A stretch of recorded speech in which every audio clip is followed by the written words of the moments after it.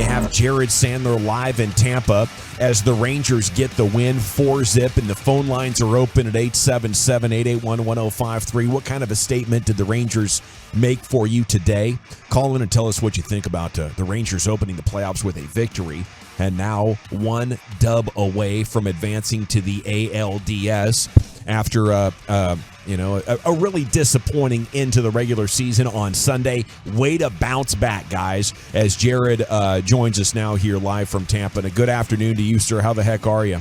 Guys, I'm great. It's fun. It's been a while since the Rangers last won a playoff game. We're heading to the airport in Toronto, going up 2-0 against the Blue Jays in 2015, and thought, hey, this team's about to move on to the ALCS, and they didn't win another playoff game that series. They got swept the next year, so it's awfully fun to be on the right side of one of these. Speaking of it being a while, I saw the Rays haven't scored since Game 6 of the DS last year or something. It's like 20-something innings. Do they feel off to you at all, or did they feel lethargic, or how would you be looking at that from a Tampa perspective? Yeah, I guess if we were sitting here trying to look at it through their lens,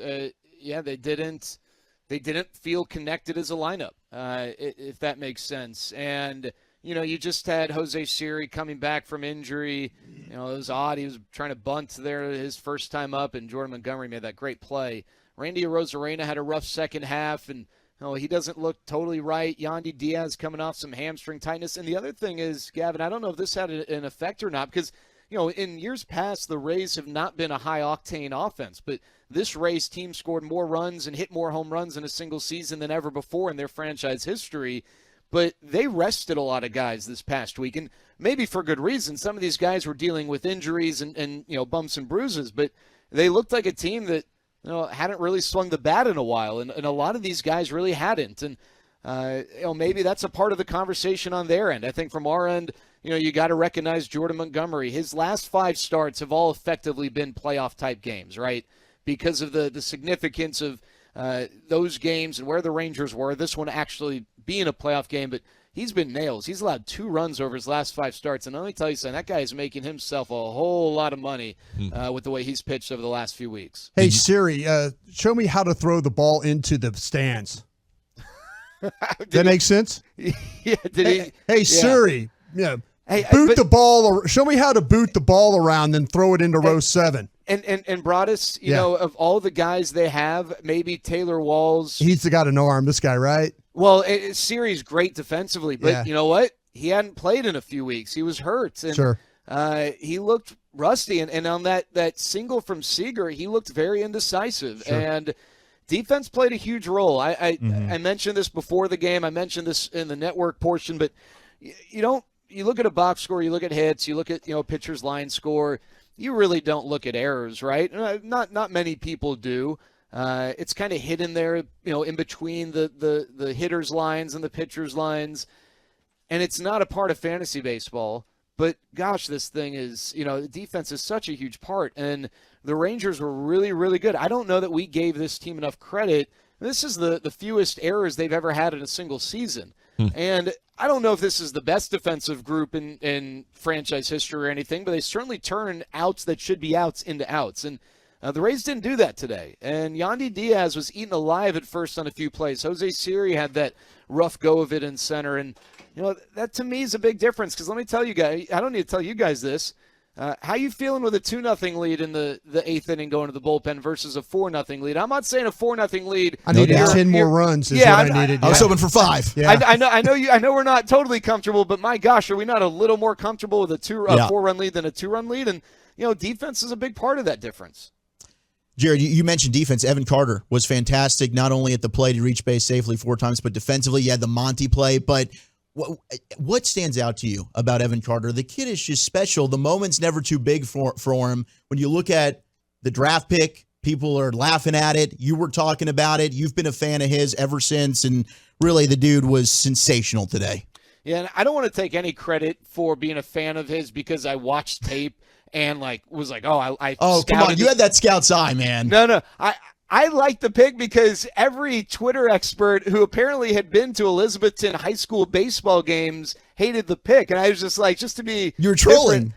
They were trolling, so I was going to troll back. And so I've had an affinity for this kid. And turns out he's actually a pretty damn good player, huh? Who would have thought, man? Yeah. Thanks, JD.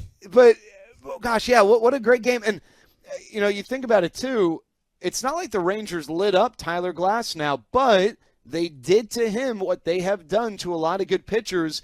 That's make him work. They wore him down. And Evan Carter's chief among that. I've gotten a lot of people asking, Evan Carter lead off, and I don't know that you're going to make that move right now in the postseason, but man, if you got a righty on the mound next year, Evan Carter's my leadoff hitter, and we can discuss what to do with Marcus Semien another time, but I love his at-bats, and you got a center fielder playing left field. That always helps, and the Rangers were going to be aggressive on the bases when they had opportunities. He had a stolen base, and again, one of the things we've talked about with this team this year is the top-to-bottom production in the order, and it wasn't like they scored 15 runs and everyone was doing, dynamite work, but, when Tyler Glasnow got to the bottom of the order, he couldn't take his foot off the pedal, and Evan Carter's, the big reason why.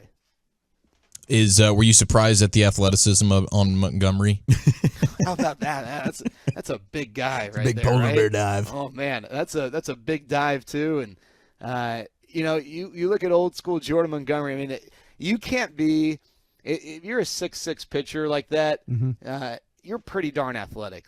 Just the way you can tell by the way he moves, but. Man, you can think of like Chris Berman rumbling, stumbling, bumbling as he was, approaching the line. Such a huge play. But hey, that was a huge play because if he doesn't catch that, and there are a couple options there. They could have let it bounce and see if it was going to go foul. You run the risk there, but if he doesn't catch that, the ball probably deflects somewhere. I mean, that could be a big inning for Tampa Bay. That's a big play right there from Jordan Montgomery. It's not just, we can laugh about it. It's a funny play. You don't see it, but that was also a pretty big play in the moment. And, you don't see that from pitchers very often. Oh, it's huge. Okay, so since you're there, what was the environment like in Tampa? Because we were kind of laughing at each other. They got 19,000 there for a playoff game. I mean, this game should have just said, hey, go ahead, play it at Globe Life Field. You guys will actually have people show up. Yeah, and I feel badly because the Rays fans who are here, I mean, they're loud and they're passionate. They are loud, yeah. I feel badly that they can't sell this place out. And they got a new ballpark coming in probably 5 years or whatever, and they're going to – they're keeping it in St. Pete's as opposed to moving it to Tampa, and I think there's probably some politics involved there. But apparently St. Pete's, an up-and-coming area and whatnot. But I felt bad. I'll be honest, the environment, I mean, there's definitely intensity once the game starts, but the scene before the game was not as loud and boisterous as what I recall both at Globe Life Park in 2016 and 15 and certainly at the Rogers Center in Toronto. I mean, it was just – it felt like a madhouse an hour before the game. And, I also, someone's got to play the day game, right? Baseball's not going to compete against itself with a bunch of night games. I get it. They got to do that. But I always feel badly for the fan bases who have to withstand these midweek day games. And, the Rangers and Rays fan bases, the Twins and Blue Jays fan bases are the ones that have to deal with it this round. But, that's tough, right? I don't want to throw that fan base under the bus, but only 19 or so thousand for a playoff game. You'd love to be able to showcase a little bit better than that. Rangers win 4-zip. They lead the wild card series with Tampa 1-0. And tomorrow's game 2 is at 2 o'clock right here on 105 through the Fan with the pregame at 1:30.